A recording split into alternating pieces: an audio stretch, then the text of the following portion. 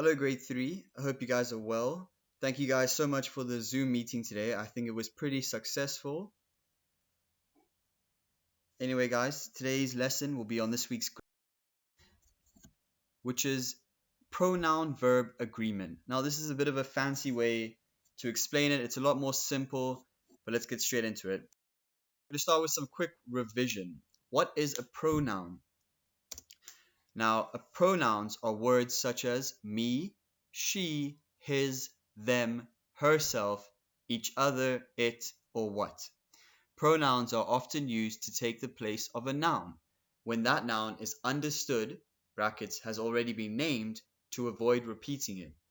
An example of this would be John and his dog went for a walk. John threw the ball to his dog. John then petted his dog. Instead of saying John, you could say he. That's just a quick example, but I'm sure you guys have already done pronouns. Next, very simple, guys. What is a verb? Verb is a main part of speech that is often used to describe or indicate an action. Sentences are not complete without a verb. Here are some examples. Jog, stop, hear, call, run. So they are what we call action words, verbs. We often call them action words. Next, we're going to quickly touch on what is the subject of a sentence. A subject is one of the two main parts of a sentence. The other main part is the predicate, but you guys don't have to know that for now. What the sentence is about, or who or what performs the action, is the subject of the sentence. For example, if I say, Ahmed went to the park, the subject would be Ahmed. Whoever is performing the verb is the subject. If I say the dog runs very fast, the dog would be the subject. Most often, the subject is a person or a living thing, but not always. Verbs in the present form can have two forms, present tense verbs. So you can either add s or es, or do not add s or es. Examples are run, which is not adding an s, or runs, which is adding an s. Another example is watch or watches. So very simple, guys. Just the two tenses in the present tense. We're not talking about past tense or future tense. For example, run in the past tense would be ran. So we're not talking about that at all. It's just the present tense, which is usually you just add an s or an es, or you don't add an s or es. That's all you guys have to know. So let's take a look at what the book says. Pronoun-verb agreement. You know that a pronoun can be the subject of a sentence.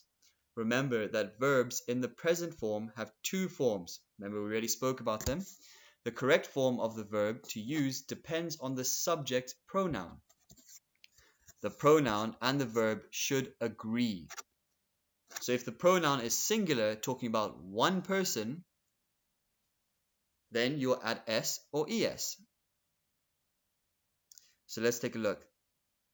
He, she, or it. He places the collar on the dog.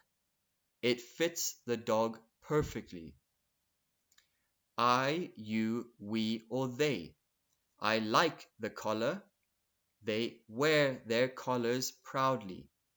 So you only have to really remember that with he, she, it, for now, add s or es, and with I, you, we, they, do not add s or es. Whether or not to add an s or the es, you're going to have to learn the spelling of the words beforehand. Most of the time, it's just add an s, but sometimes you got to watch out. You will have to add an es. So it's pretty basic, guys. It's not that confusing. The thing that helps with this is if you're making a sentence, let's take he places the collar on the dog.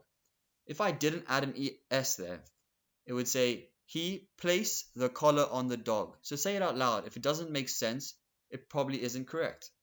The other one is it fits the dog perfectly. It fit the dog perfectly. That is not correct. Let's look at ones in the other column. I like the collar. If we add an s, I likes the collar, it doesn't make sense. So what might help is to say the sentence out loud. They wear their collars proudly. They wears their collar proudly doesn't make sense. So it's pretty simple, guys. You should be able to get this. Just Remember that he, she, it is adding an S or ES, and I, you, we, they is not adding an S or ES.